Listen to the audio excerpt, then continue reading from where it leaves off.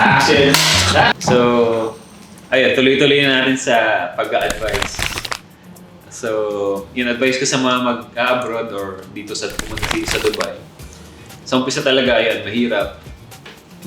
Kailangan talaga magtsaga kasi nga, yun nga, yung sinabi ko kanina na hindi na-record.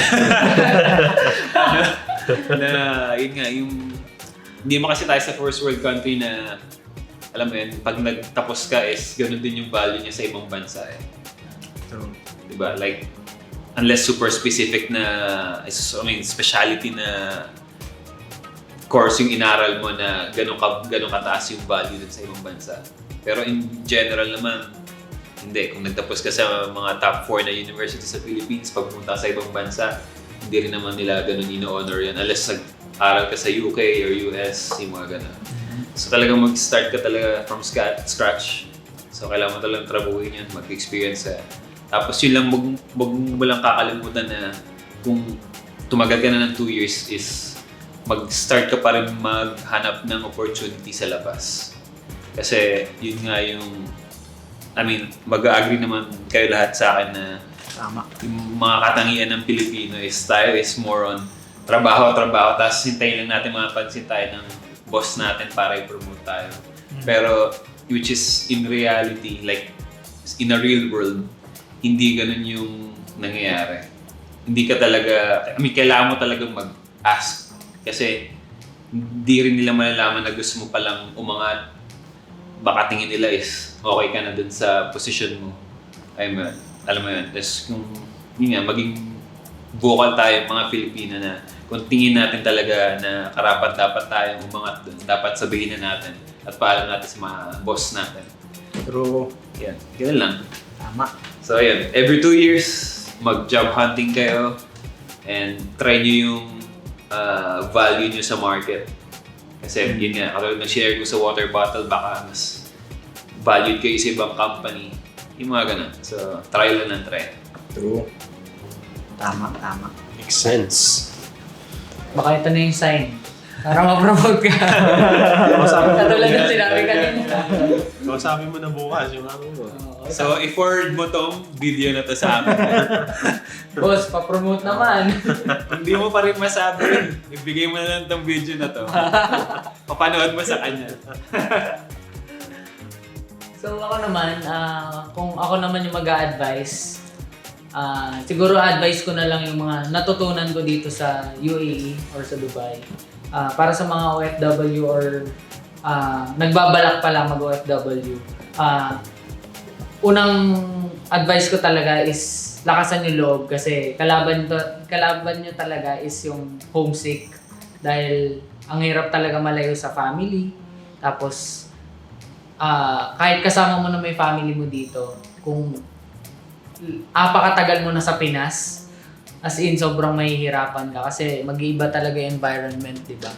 Tapos parang since dito parang lahat kasi ng tao dito parang work, gano'n, di ba? So parang may iba yung mindset mo na parang every time parang rush hour. Nung first ko dito sa Dubai, parang lahat ng tao nagmamadali. Ganun lahat ng tao dito, no? Nagmamadali. Parang ganun. Parang lahat may na... Sa metro, no? Mabibilis yung lakad ng tao. Diba? Pag sa Pilipinas ka, ang bagal eh. Ano to? May marathon ba? So, ayun. Kailangan maging ready lang talaga yung puso't isip mo na saka syempre kailangan buo yung loob mo na kung bakit ka magiging OFW, mag-abroad, ganun. And ayun, siguro isipin mo na lang din na para sa future mo to. And madaming opportunity talaga na makikita dito sa Dubai.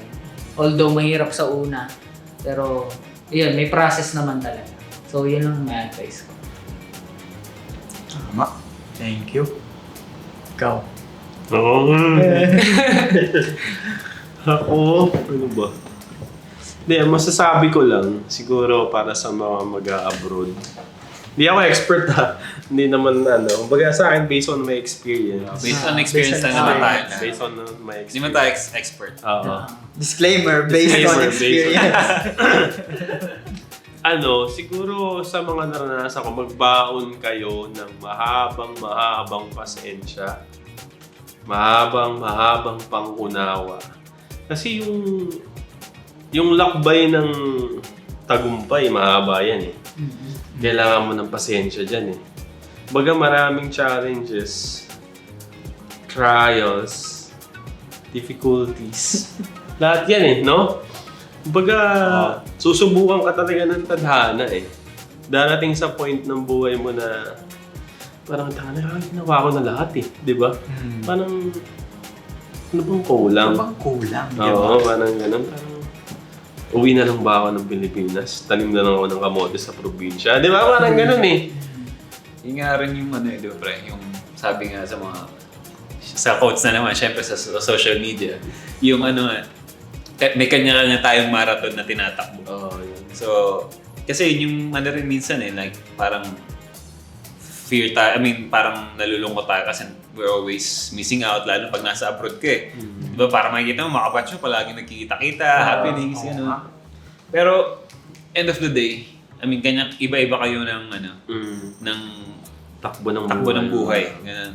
May kanya-kanya kayong buhay talaga. So, baka that time is yun yung panahon nila, pero ikaw, iba rin. Alam mo yun. Siguro yun nga, tama yung sinabi ni Louie. Huwag mong ikumpara yung lakbay mo sa lakbay ng iba. Kasi hindi yan pare-pareho eh. Tama. Kung sa tingin mo kumakain ng sinigang yun, ikaw kumakain ng tuyo, huwag mo ikumpara. Tama. Maging proud ka siguro sa sarili mo na dumadaan ka dun sa tamang proseso na mahirap. Kasi yun yung maghuhulma sa'yo balang araw eh. Na parang itong trials na to, napagdaanan ko na eh. Parang wala na lang sa'yo, di ba? Tama. Siguro yun lang sa akin. Kasi talagang susubukan ka ng tadhana sa trabaho, OFW, malaking malaking tawag dito, malaking decision yan eh. Parang talagang desidido ka na ba mag-abroad, pag-isipan mo rin mabuti. Kasi talagang hindi porke nakita mo yung kaibigan mo sa abroad, ganito yung buhay. Hindi katulad ng magiging buhay mo pagdating mo eh. Hindi naman ba pwedeng pagdating mo ng ibang bansa, ganun ka na agad eh. Diba? Parang Kailangan mong siguro kung talagang anak mayaman, dito may negosyo yung pamilyang pinuntahan mo, siguro yun pa pwede. Pwede Pero yun. kung ikaw na nag-expect ka ng gano'n, pagpunta ka ng Dubai, ganito na ang buhay ko. Alam mo yun, hindi eh. Kasi ako naranasan ko. hindi talaga eh. Ang layo eh. Yung profession ko pa lang, ang layo na eh. So yun. Yun lang ang sa akin. And then ito, siguro, matuto kayong magpahinga. Kasi nakakapagod yan eh.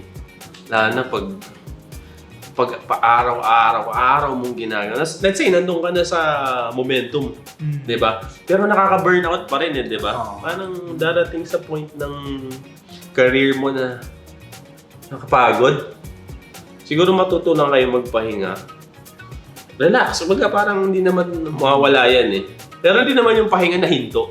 Kasi iba yun eh. Pag huminto ka, yun na yun. Parang sumuko ka na. Siguro yun lang. Matuto ka lang magpahinga. Socialize. Tulad nga nito, di ba? May basketball game tayo every Wednesday. Laking tulong nun eh. Parang break yun eh. Baga every Wednesday, kakalimutan mo lahat. Pati trabaho. Minsan yung pati asawa ko, nakalimutan ko.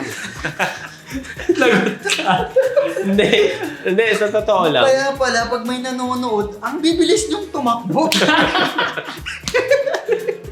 Hindi, lang. Kumbaga, syempre, di ba? doon? Hindi, fine. Parang nakainom ng energy drink. Ni Bobby Dan. Sting. Hindi, totoo. Matuto lang kayo magpahinga. Socialize. Kumain kayo sa night market. Di ba? Hindi, magandang break yun eh. Kahit naman kami pamilya, pag weekend, talagang lumalabas kami. Nag-beach kami sa umaga. Tapos punta kami sa mall sa mga ganun. Parang maiba lang. Yun lang. Tapos tuloy lang ulit kinabukasan. Yun na ulit. Trabaho na ulit. Kayod. Ito na naman. Tapos masasanay ka na lang. Oo, parang yun na. Magiging normal na sa'yo. For the next, di ba, ilang taon, successful ka na. Yan! Ayan! Hindi, yun Sana. din. Isa rin yun. Siyempre, matuto kayong gumamit ng pera. True. Gamitin nyo sa tama. Kasi minsan pag masyado ng maraming perang pumapasok, nasusobrahan ka din sa self-love eh. Bili ka nito, bili ka nun. Di ba? Parang, so yung maipon mo, napunta na sa self-love, hindi na napunta sa... Matuto rin kayo mag-invest. Ayan. Meron po ako na. Next Open-minded po ba kayo? Ayan. Actually, Sa mga gusto mag-invest. ano ba? Nasaan? Ano ba tayo? Advice? Advice Ayun, yan yung advice ko actually. Kasi nasabi niya na lahat. Hindi ko nabasa utak mo. Sorry naman. Mga parehas lang kayo. Hindi, actually ako, Sana sinabi mo since nung nag-work ako sa Saudi, Qatar, dito, ang tagal ng realization ko bago ko na-realize na kailangan kong mag-ipon. Alam mo yun, may time na dumaan tayo sa ganun eh. Yung Totoo parang, yun. Ako na ganun din ako. Mm. Siguro first 2 years ko. Oo. Ubus tuwing bakasyon. Walwal na. True. Ubus. Tuwing bakasyon. Ay, sino naman siguro? Bili ng ganyan. So, for the past 5-6 years, wala talaga. Ang tagal ng realization mo. Ang tagal talaga, bro. 5 years Six. sa success. Bro, ang tagal. Daming 2 pera years na. lang isa. Ma'am, nasa magkano yun, bro? Basta ang tagal, as in, ewan ko ba? Pero, Okay lang thankfully, pre, nakapupunta ka na. Okay lang naman. Wala thankfully na. may natutunan talaga ako as number one talaga. Kung nagtatrabaho kayo, magtabi kayo every month. Kahit magkano pa yan. Sunod na yan, sunod na topic. How to invest. How to Ayun, invest. yan. How to invest. May book ka, di ba? Benta mo na. Motor pala. Ayan, mag-ipon kayo, yan. Mag-ipon. Pagkatapos, may tinatawag na yung delayed gratification. Totoo yun. Kung may gusto kang bilhin or gawin or something na kailangan ng financial power, siguro pag-isipan mo 1-2 beses, then saka mag-decide. Totoo naman. Kasi pagka lumalaki yung income mo, lumalaki din yung lifestyle mo, nag-iiba yung lifestyle mo eh. Di ba? Dati nakamotor ka lang, wave. Ngayon 4x4. Raider ka. Trader. Naka-sniper. Dati 3-in-1 lang iniinom. Oo, ngayon Starbucks ka na. Hindi Hindi naman masama yun. Oo. Hindi masama yun kasi... Meron pa rin self-love. Self-love yun eh. Pero there's always a thin line of doing self-love. Yes. Diba? Basta ang point doon, magtabi kayo. Kahit magkano, mag-ipon. Yung iba kasing self-love, nagkape na sa umaga, magkakape sa hapon. Magkakape pa sa hapon. Sinulit. Kasi nga, inaaya ng tropa eh, di ba? Okay lang yun. Basta may naitabi ka na. Tama. Bagay no? Ang pangit kasi doon, ginastos mo na yung dapat mong maitatabi mo. Mali na yun. Hindi naman mali, pero... Hindi, mali yun. Oo, okay, mali yun. Pero kung gusto mo talagang mag-ipon, kailangan mong mayroon kang discipline. Tama. So, disiplina sa pag-iipon. Number 1 yan sa OFW. Disiplina sa pag-iipon. Yan. Tama. Discipline in treasury. Yeah. Hey. Tama ba? Treasury.